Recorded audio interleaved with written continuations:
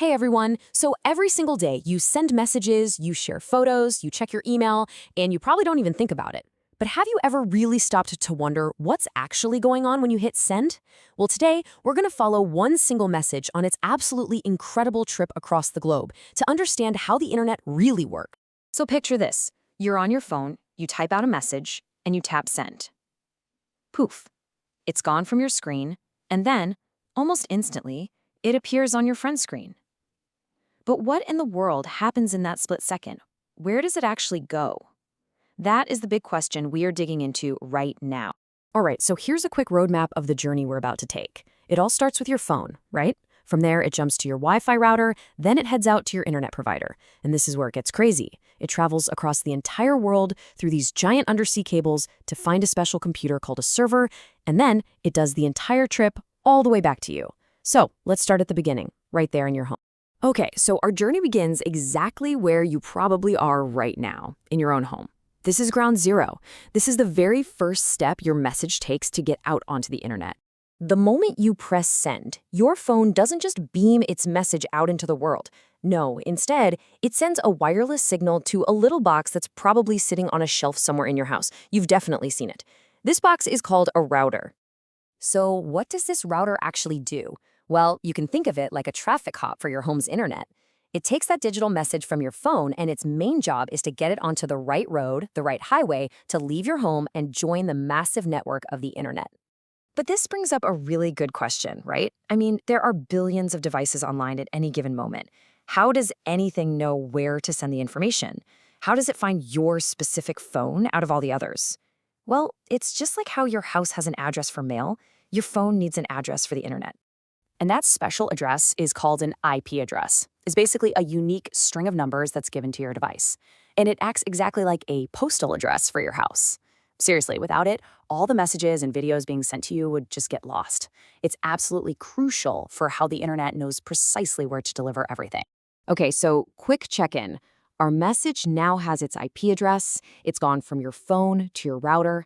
Now it is officially ready to leave your house and head out into the wider world.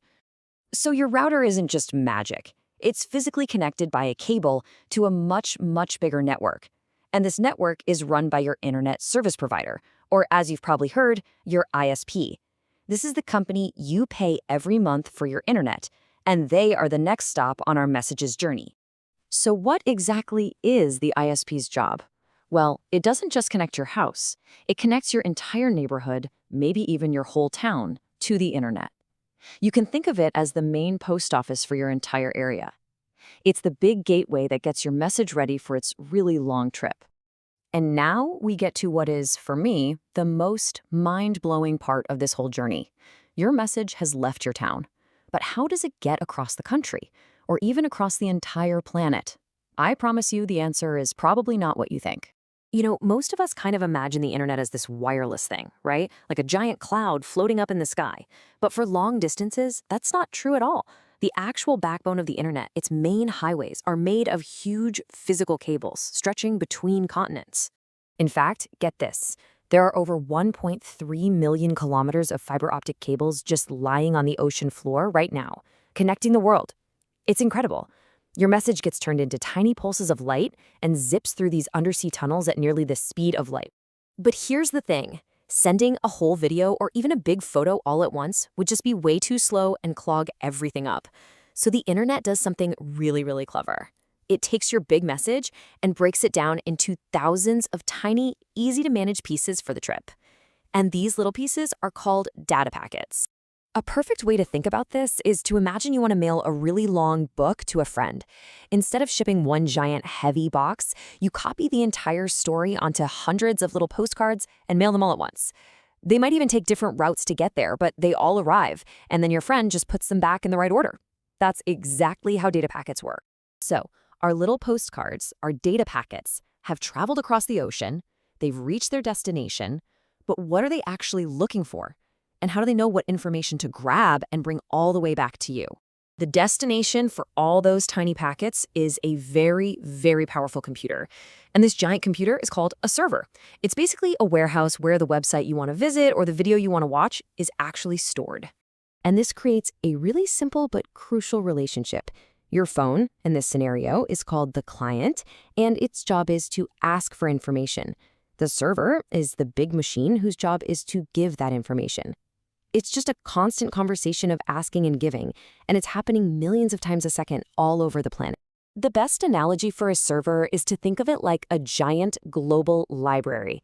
And it's not just one building, it's millions of them, all over the world, holding pretty much all the digital information that we access. Your little data packets are basically just looking for the right book on the right shelf in the right library. So once the server finds what you asked for, let's say it's a funny cat video, it then breaks that video into a brand new set of data packets and sends them on the exact same journey but in reverse, all the way back through those undersea cables to your ISP, to your router, and finally it reassembles on your phone screen. And the craziest part, it all happens in less than a second. It's just amazing. So let's do a super quick recap of what we just learned. First, the internet isn't some magical cloud. It's a very real physical thing made of cables. Second, every single device needs that unique address, the IP address, just to be found. Third, all our information gets chopped up into tiny data packets to travel quickly. And finally, servers act like these giant libraries that store all the websites and videos we love. So I'll just leave you with this one thought. The next time you tap send on a message, or share a photo, or just start watching a video, maybe take just half a second to think about the absolutely mind-boggling, invisible journey it's taking across oceans and continents, all in the blink of an eye. Thanks so much for joining me on this explainer.